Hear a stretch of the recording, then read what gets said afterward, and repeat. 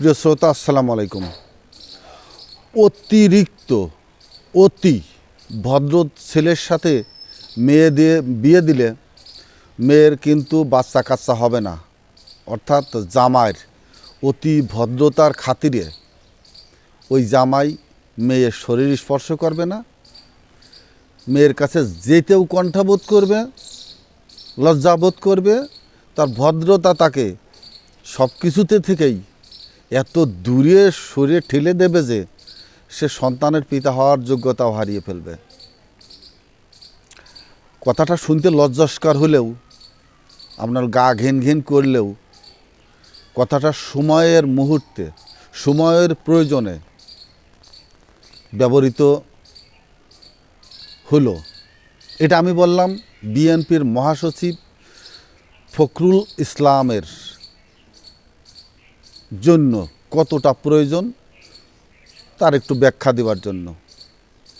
আপনারা যারা এই পথে ঘেটাঘেটি করেন, হাঁটাহাঁটি করেন, অবশ্যই লক্ষ্য করেছেন মাহমুদুর রহমান সাহেব আসলো কতদিন, মাসখানেক হলো।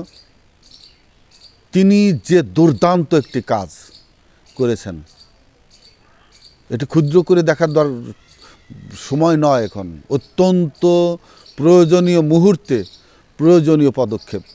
তিনি ইঞ্জিনিয়ারিং ইনস্টিটিউটে যে কোনো একটি বিষয়কে উপলক্ষ করে একটি বসার আয়োজন করেছেন। সেখানে মেহমানকে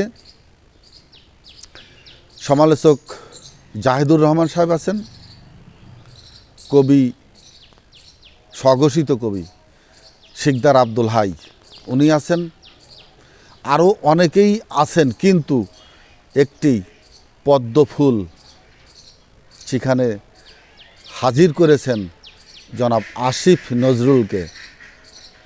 হাস্যস্থলে অত্যন্ত আনন্দঘন পরিবেশে তারা একটি মুহূর্ত, একটি সময় শেষ করেছেন। এই কাজটি কতটা যে প্রয়োজন, এই কাজটি গতকালকের 21শে নভেম্বরে ম্যাডাম খালেদা জিয়াকে সেনাকুঞ্জে যাওয়ার পথকে ত্বরান্বিত করেছে, সুগম করেছে। অনেকগুলো কাজ আছে, তার ভিতরে এটিও একটি। অর্থাৎ একটি বাগানকে ফুলের বাগানে সাজাতে চাইলে অনেক ধরনের ফুলের সমারোহ আপনাকে ঘটাইতে হবে। সৌন্দর্যের প্রতি যার রুচিবোধ আছে, যার দৃষ্টিতে সৌন্দর্য ফুটিয়ে তোলার জন্য, ফুটিয়ে দেখার জন্য যিনি নন্দিত ব্যক্তিত্ব, তারা এগুলো খুঁজে বের করেন তাদের বাগানকে সুশোভিত করার জন্য। যেমন বৃক্ষ খোঁজেন, ফুলের রং খোঁজেন, ফুলের গন্ধ খোঁজেন, জনপ্রিয় ফুলগুলোকে তারা চিনে তাদের বাগানে রোপণ করে থাকেন। মাহমুদুর রহমান যে লেভেলের, যে উচ্চতার মানুষ, তিনি ওই উচ্চতার, ওই লেভেলের মানুষগুলোই তার বন্ধুত্ব, তার ফ্রেন্ড সার্কেল। সে জনাব আসিফ নজরুলকে তার অনুষ্ঠানে আমন্ত্রিত করে দুজনেই নিজেদেরকে নিয়ে সম্মান বোধ করেছেন। 15-16 বছর মহাসচিব ফখরুল ইসলাম আলমগীর কি করেছেন? নিজে দলীয়ভাবে সম্পূর্ণ একটি মিটিং করে সেখানে তার সমস্ত স্থায়ী কমিটির সদস্য, উপদেষ্টাগণ, সকল সভাপতি, সহসভাপতি যেগুলো আছে ফর্মে, তাদেরকে কি তিনি একত্রিত করে একটি মিটিং শো করে তার দল হোক, জাতি হোক, দেখাতে পেরেছেন? সক্ষম হয়েছেন তিনি। আসিফ নজরুলদের মতো ফেস ভ্যালু যাদের আছে, পরিচিত মুখ, দেশের অঙ্গনে, আন্তর্জাতিক অঙ্গনে যাদের সুনাম আছে, যাদের মানুষ দেখতে চায়, যাদের মুখের দুই একটা কথা শুনতে চায়, এ ধরনের কোনো মানুষ জনাব ফখরুল ইসলাম আলমগীরের পাশে এসে বসে কোনো মিটিংয়ে তিনি দেখাতে পেরেছেন? একজন মানুষকেও। অনেকে বলে অত্যন্ত শিক্ষিত, অত্যন্ত ভদ্র, অত্যন্ত শিক্ষিত, অত্যন্ত ভদ্র। কি ওই যে বললাম মেয়ে বিয়ে দেওয়ার জন্য, ওনার সাথে কি কেউ মেয়ে বিয়ে দেবে? দল মেয়ে বিয়ে দেবে? দল তার সাথে আত্মীয়তা করবে?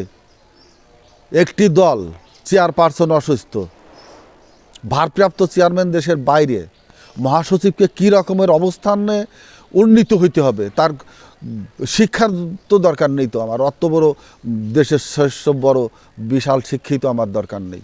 দরকার ইন্টেলেকচুয়াল বুদ্ধিমত্তা এবং সঠিক সময়ে সঠিক বাক্য উচ্চারণ, বাচনভঙ্গি, তার বিহেভিয়ার। তিনি সিঙ্গাপুরতে আসার সময় দেখলাম অসুস্থতা, পরে তো উঠে দাঁড়াই গেলেন। একটি ছেলে তার স্ট্রেচার ধাক্কাইতে গেল, তিনি উঠে তাকে মারলেন। 10-15 দিন আগে একটি ছেলে হয়তো দৌড়াইতে আগে যাচ্ছিল, ওদের বুদ্ধি কোথায়, হাঁটুর নিচে নিয়ে ঘুরে বেড়ায়। মহাসচিব ওর মারবো মিডিয়ার সামনে কেন? ও যাই করেছে, ওরে ইশারা দিয়ে হাসি মুখে কাছে ডাকো, হাত ধরে ফেলাও, ধরে কাছের সাথে রাখো, খানিক খাটাও, খাটাইয়ে আর একজনকে ইশারা দিয়ে বলো যে চিনে রাখো কে ছেলেটা, আমি অফিসে যাওয়ার পরে আমার সাথে দেখা করাই হতো। ও তো খুশিতে আটকানা, মহাসচিব দেখা করতে চাইছে। পিছনে 10 জন লাঠি নিয়ে দরজার পিছনে সাজায় রাখো, যাওয়ার পরে একেবারে গোপালগঞ্জের পাশা করে ছেড়ে দাও। ওর বুদ্ধি নিয়ে চলতে হবে। মহাসচিব সাহেব ওই বুদ্ধি নিয়ে চলবে না। দেশটাকে, বাংলাদেশ জাতীয়তাবাদী দলকে ধ্বংসের পিছনে যে কয়েকজন লোক আছে, তার ভিতরে ফখরুল ইসলাম আলমগীর, গতকাল দেখছেন তার ভূমিকা, দেখছেন কার কার সাথে কথা বলে বেড়াচ্ছেন উনি। উনার কি ওই লেভেলে কথা বলার কথা? উনি কাদের সাথে কথা বলবেন? সেখানে যাইতে পেরেছেন? ওনার সেই দক্ষতা আছে? উচ্চ মর্গের যেসব অবসরপ্রাপ্ত সেনা কর্মকর্তারা ছিলেন, বর্তমান সেনাপ্রধান ছিলেন, তাদের সাথে ওনার কোনো সময় দেখেছেন কেউ? আপনারা মিডিয়া দেখাতে পেরেছে?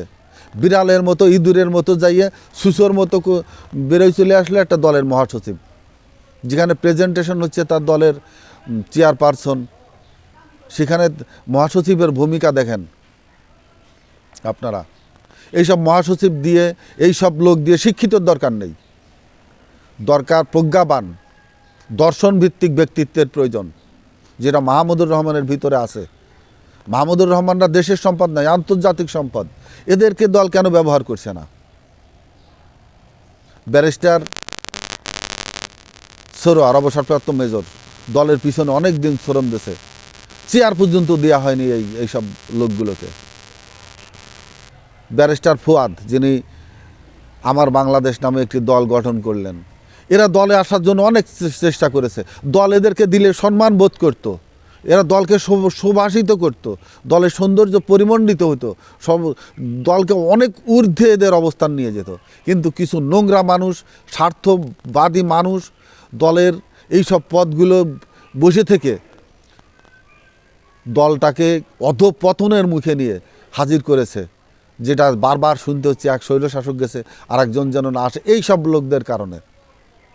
ম্যাডাম খালেদা জিয়া বিগত দিনে যে দেশ শাসন করে গেছে, তার বিরুদ্ধে কোনো বিন্দু মাত্র কোনো কিছু উপস্থাপন করে যেতে পেরেছে এই স্বৈরশাসক তন্ন করে তার অপরাধ খুঁজেছে, একটি সুয়ের বিন্দু মাত্র তারা খুঁজে পায়নি।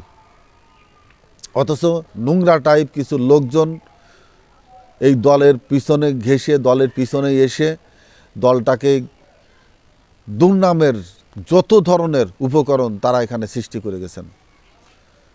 ব্যারিস্টার তালুকদার আব্দুল সালাম ছিলেন, সে সময় বদরুদ্দোজা চৌধুরী মারা গেছেন, তিনারা ছিলেন, অলি আহমেদরা ছিলেন, তরিকুল সাহেবরা ছিলেন।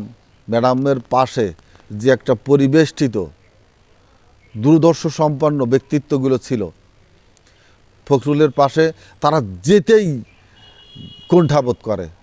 এই মানুষটা অত্যন্ত আত্মকেন্দ্রিক এবং সে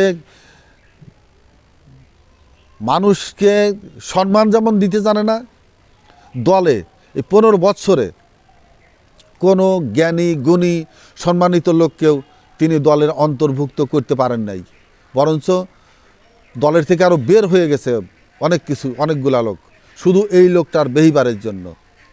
আমি অনুরোধ করব, আমাদের এত ভদ্রতার দরকার নেই, এত শিক্ষিত লোকের দরকার নেই। আমাদের দরকার সময় উপযোগী, সাহসী একজন সুপুরুষ।